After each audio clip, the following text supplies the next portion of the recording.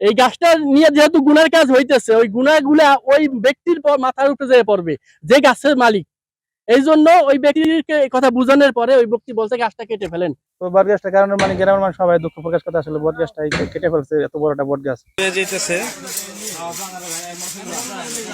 এখানে মানুষ অনেকে মিষ্টি দেয় গাছের গোড়া আইসা, অনেকে সিন্নি দেয়, অনেকে ওই যে লাল কাপড় দিয়ে পেঁচায়, এটাকে মনে করে দেবতা সৃষ্টিকর্তা আল্লাহ মনে করে, যার কারণে এটা শিরক, এটা একটা গুনার কাজ।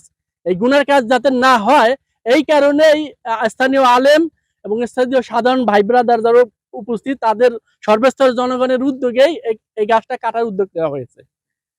তবে আমরা এটা জানি একটা গাছ প্রচুর পরিমাণে অক্সিজেন দেয়, এই অক্সিজেন কিন্তু আমরা নেই এবং অক্সিজেন নিয়েই আমরা বেঁচে থাকি। আমরা গাছপালাকের আশ্বাস মিডিয়ার মাধ্যমে আশ্বাস দিলাম যে এখানে একটা গাছ কাটলে আমরা 3টা গাছ লাগানোর ব্যবস্থা করব। এই গাছটা নিয়ে যেহেতু গুনার কাজ হইতেছে, ওই গুনাগুলা ওই ব্যক্তির মাথার উপরে যেয়ে পড়বে যে গাছের মালিক।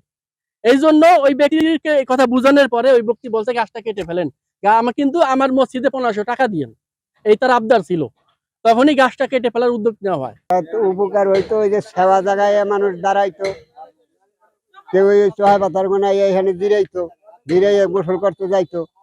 ওই নদীর পারে খেওয়া নাই, পার হয় লোকজন, ওপার খেওয়া থাকলে ওই পিছিন্দার গুনে এখানে দাঁড়াইয়া জিরাইতো। যাই দেখলাম যে কিছু হুজুরাও দাঁড়ান গিয়া, আর যে গাছের যে মালিক সেও দাঁড়ান গিয়া। পরে আমি বললাম যে ছাত্রকা গাছটা কি করছেন, উনি বললাম গাছটা বিক্রি করে দিচ্ছি। কেটে ফেলার পরে যেরকম গ্রামের মানুষ সবাই আইসা এটা দেখছে, মানে সবাই দুঃখ প্রকাশ করছে যে আসলে নদীর পারে একটা বট গাছ ছিল, সবাই মানুষ নদীর পারে এখানে একটা খেওয়া আছে, খেওয়া পার হওয়ার সময় দেখা যায় এখানে বসে ওই পাশে খেওয়া থাকলে এই জায়গায় বসে জিরে উপরে যাইয়া আবার একটু মানে মানুষের হইতো, মানে বিশ্রাম হইতো। কিন্তু এখানে আবার নদীতে গোসল করার সময় দেখা যায় জায়গায় বসতো মানুষের, কিন্তু আবার ওই জায়গায় মানে খুব একটা উপকার হইতো বট গাছটার কারণে আর কি।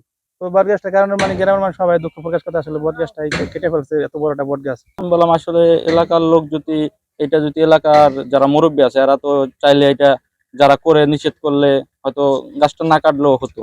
পাখি আসলে এই বট গাছে অবস্থান করে এবং বাসা করে, তারা আবাসস্থল এই বট গাছকে বেছে নেয়। আর বট গাছ আমাদের অঞ্চলে আসলে বিলুপ্ত হওয়ার পথে।